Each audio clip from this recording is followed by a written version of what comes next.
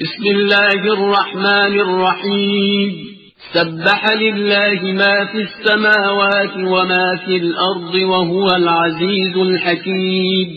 يا أيها الذين آمنوا لم تقولون ما لا تفعلون؟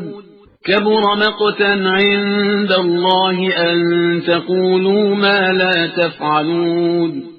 إن الله يحب الذين يقاتلون في سبيله صفا كأنهم بنيان مرصوص.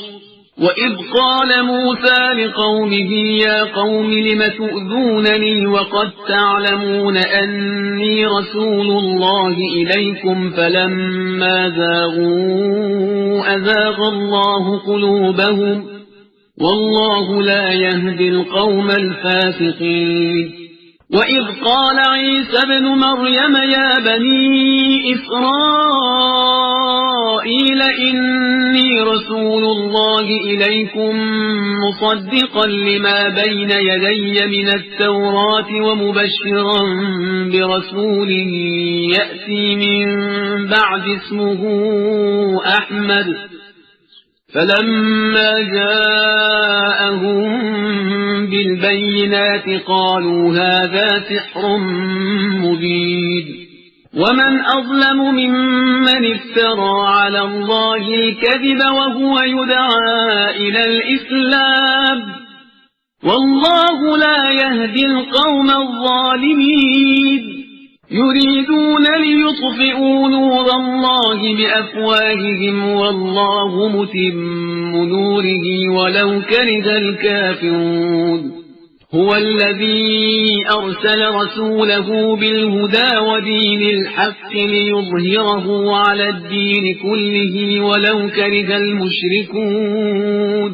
يا أيها الذين آمنوا هل أدلكم على تجارة تنجيكم من عذاب أليم؟ تؤمنون بالله ورسوله وتجاهدون في سبيل الله بأموالكم وأنفسكم ذلكم خير لكم إن كنتم تعلمون. يغفر لكم ذنوبكم ويدخلكم جنات تجري من تحتها الأنهار ومساكن طيبة في جنات عدن ذلك الفوز العظيم.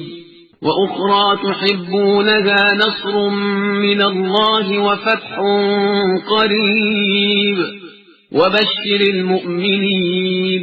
يا أيها الذين آمنوا كونوا أنصار الله كما قال عيسى ابن مريم للحواريين من أنصاري إلى الله؟ قال الحواريون نحن أنصار الله.